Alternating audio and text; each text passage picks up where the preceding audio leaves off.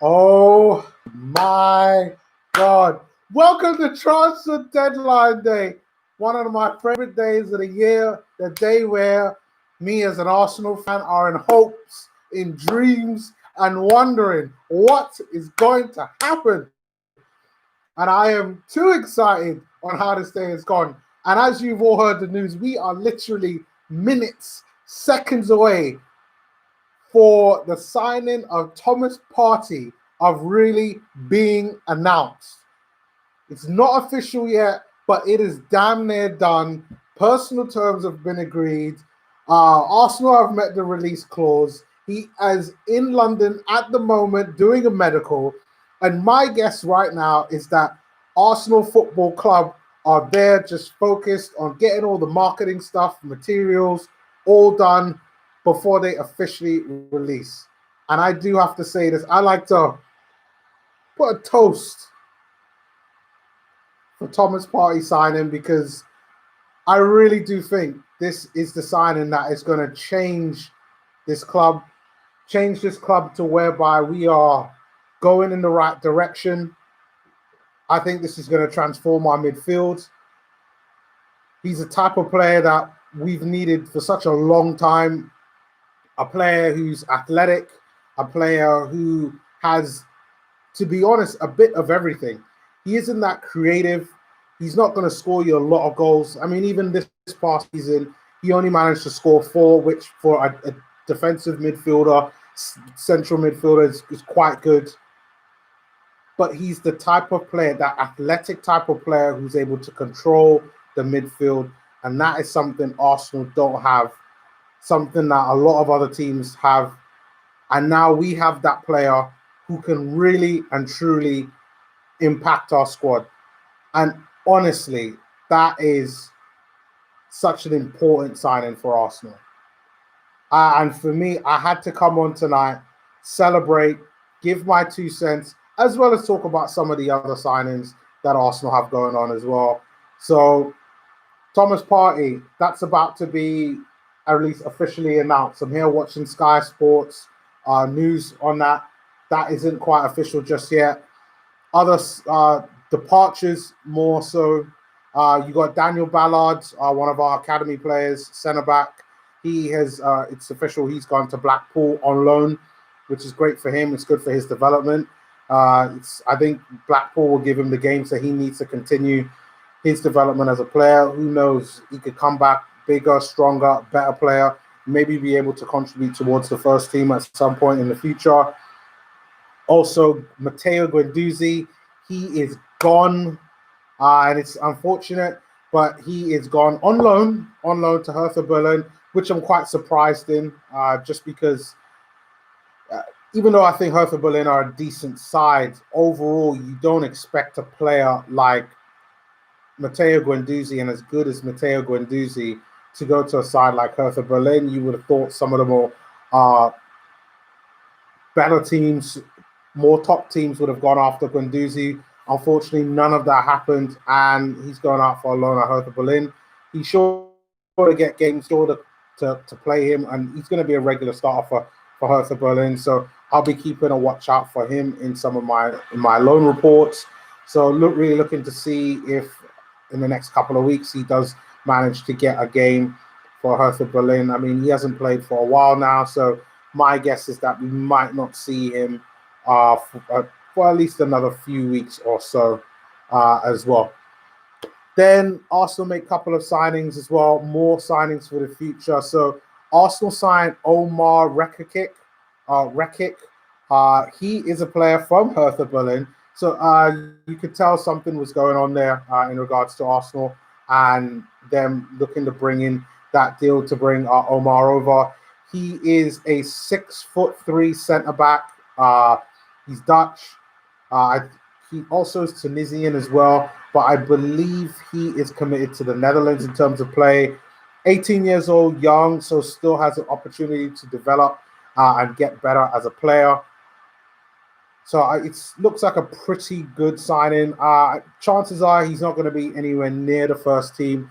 He's probably going to be most of the time, at least with the under 23s, working with Steve Bold, and really looking to replenish that squad with a lot of young Arsenal players going out on loan. So it's good that we brought in Omar for that. And then we also brought in a striker, Nikolaj Moller, a Swedish striker, really tall, at 6'4", 6'5". Played previously played for Malmo. Don't know much about the guy, if I have to be really honest. Hadn't really played that much kind of first team football, but he's one that we're going to be watching out for. He's another one that's going to be part of the academy setup. I highly think it's very unlikely that we're going to see any of these players be playing anywhere near the first team for Arsenal, even if it's coming off the bench. I truly doubt it. I think there is enough players there within the whole Arsenal setup to be able to allow those players to develop at the under 23s, and then maybe in another year to 2 years after them playing under 23 football, then they might have an opportunity to then develop. So I mean, two decent young prospects, both 18 years old, both a lot of time for them to develop. But let's be really honest. I mean, this just transfer date is really all about Thomas Partey. I think a lot of people didn't think it'd get done. For me, I gave up near the end in terms of this getting done. But fact of the matter remains, it looks like it's all done now. And I think we'll probably, over the next few hours, hear that it's officially done.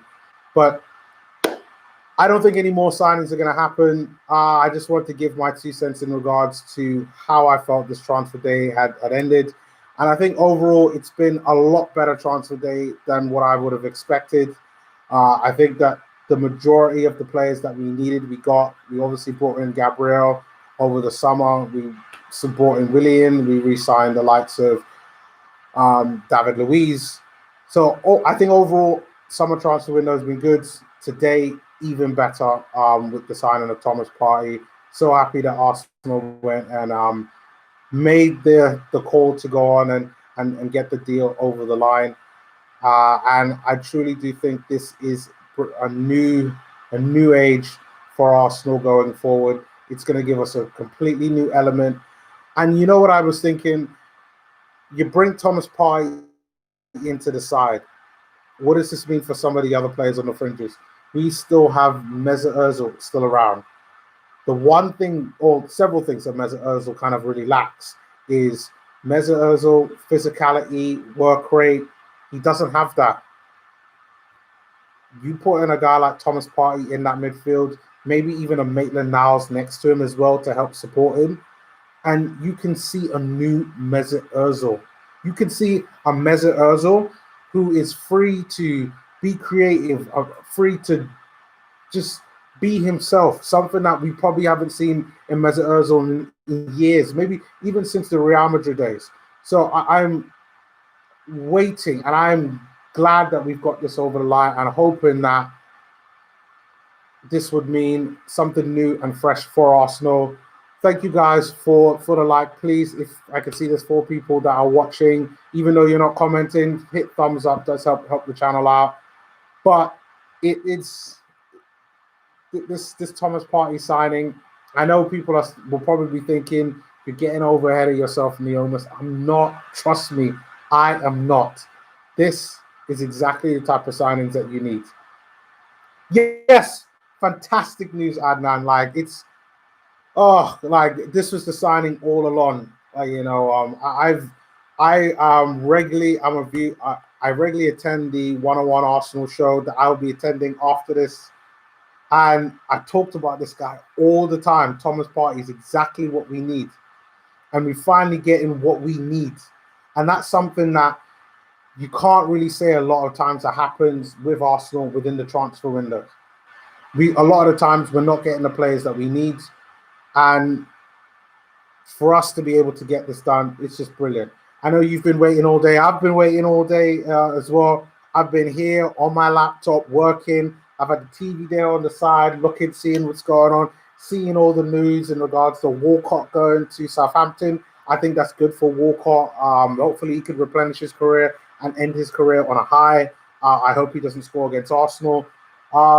I mean, it's been a good day. It's been a real good day overall. But I'm just here, just hoping,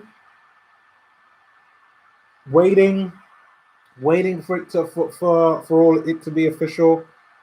But it looks like we're probably going to have a while before that is even the case.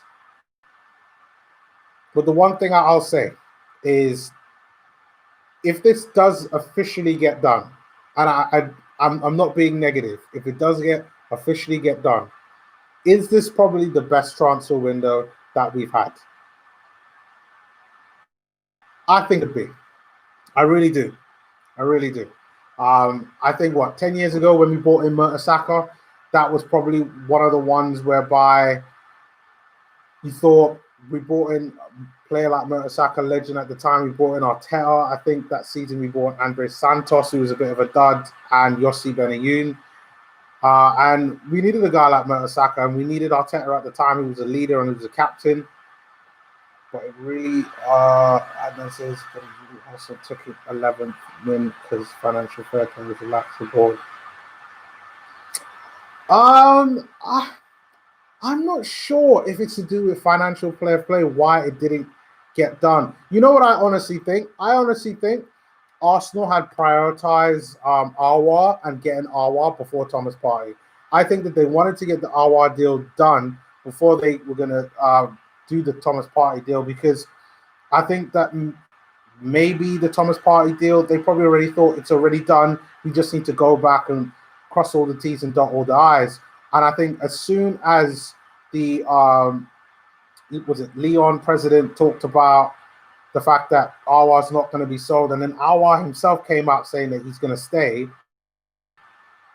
I mean, I just think that was kind of it. So it's like, I think if your main one who you want to go after, and I think Awa was probably Arsenal's main guy that they wanted, is no longer either interested or the deal just isn't going to happen. I think that's where they settled on going back to Thomas Partey. And you know what? That all of this Thomas Partey signing, this could have all gone pear-shaped. It really could have. Like, this could have been a situation whereby Thomas Partey could have changed his mind. Maybe he would have gotten pissed off at it and said, you guys should have come in for me earlier. I mean, who knows? Could they go for him in the winter window? Yeah, it's possible. It's possible. I do think that just because of the fact that Arsenal revenue-wise, and we talked about it a bit on the 101 Arsenal show, that because Arsenal financially are very strapped for cash and everything is very tight at the moment, I think it's going to be a bit of a struggle for Arsenal to bring in any players into January, unless players get sold in January, whereby Arsenal get money. I think if a deal for this is going to happen, I think most likely it'll be in the summer, whereby you've got Ozil's going to be gone, David Luiz will be gone unless Arsenal give him a new contract. Socrates will be gone. Mustafi will be gone. You got 4 guys who will be gone. And even though we won't get transfer fees for them, just to get their wages off Arsenal's books is exactly what you want. So I do have to say that's something that's probably going to happen in the summer. So yeah. It's unlike, I don't see it happening in winter, but listen, anything is possible. It really is. Why has the owner never made any comments like last year? Be excited. My guess is that because last year maybe Arsenal were in a better position financially rather than this year. I think this year has been an absolute mess for Arsenal financially. Like, Arsenal are going to have record losses. He could have come out, Josh Kroenke, and says, expect a signing. But, I mean, yeah, I think right now it's more about not getting fans' hopes up. I think maybe for the deal for Pepe was so far already gone that it was very unlikely that deal wasn't going to happen. But you could imagine with everything that was going on in regards to talks on Awa and Thomas Partey, it could have been a close one. Could have been very close. So, yeah, I don't know. I don't know. But my thought is just, yeah, that's kind of like minor stuff. in regards to that. What do you think of some of the academy players getting loans, or even some of the other new signings? Omar Rekik, the young centre back, as well as Nikolaj Moller. What do you guys think of? What do you think of him coming in as a young player? I mean, we never heard of any support for Josh, and you know Arteta when he's asked about.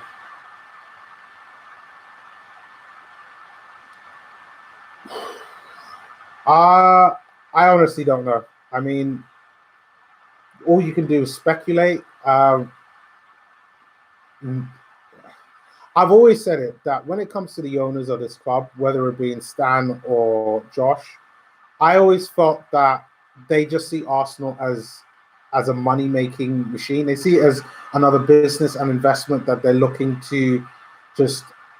I don't think they see it as being a fan.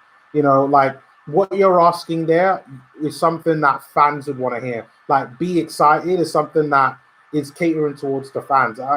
He could have come out and said, you know what, like we're gonna, be out there making signings. We're gonna be like looking to address these issues. And to be fair, apart from the Pepe deal last year, for the most part, they never really have.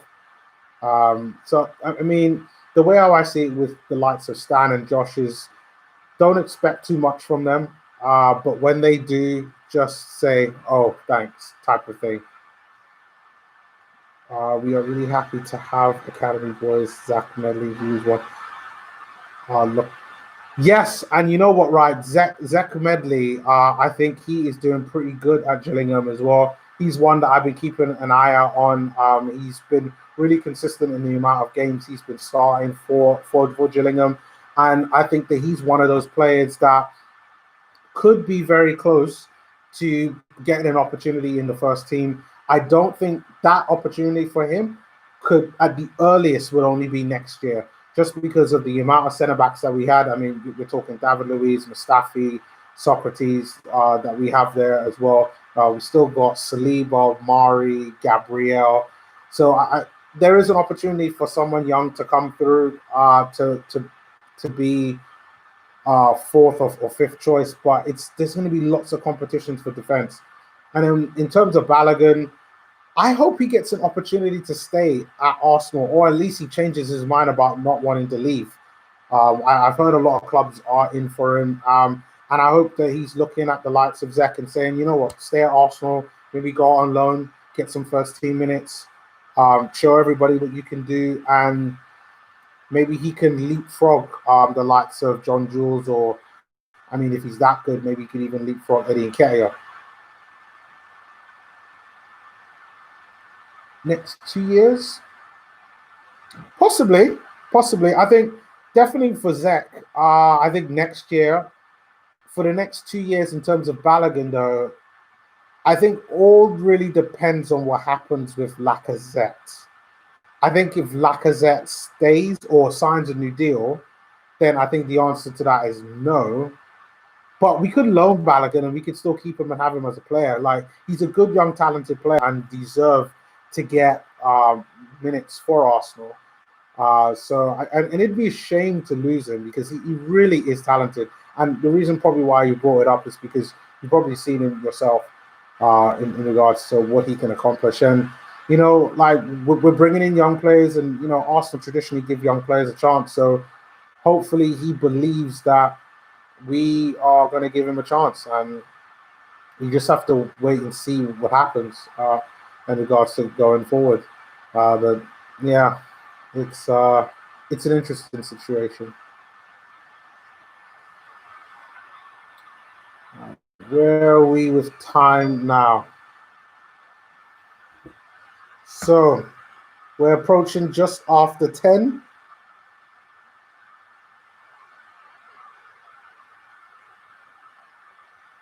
All right. So guys, what I'm going to do now is I'm going to cut over. I'm heading over to One-on-One Arsenal show. If you want to continue hearing my thoughts on this, please join me on the One-on-One Arsenal show. That's One-on-One Arsenal. Join us in the live stream. I'll be there with the other Arsenal fans, and we're going to have a nice, good chat about the Arsenal and take it from there. But I'll answer this one last question. Lacazette's the type we need. Hope Arteta is able to manage the academy boys and the current players. We don't want another Gnabry situation. That is very, very true. We do not want another Gnabry situation. And to be honest, you never know. I mean, Gnabry was always seen as talented. He just never had the chance. And this is why you have to find a route in for a lot of these players. I think up front, we're well stocked. But it just depends and see what's going to happen going forward. But for me, that is the last point of this video, guys. Leave your comments below on your thoughts on how it's all gone, on your thoughts on this.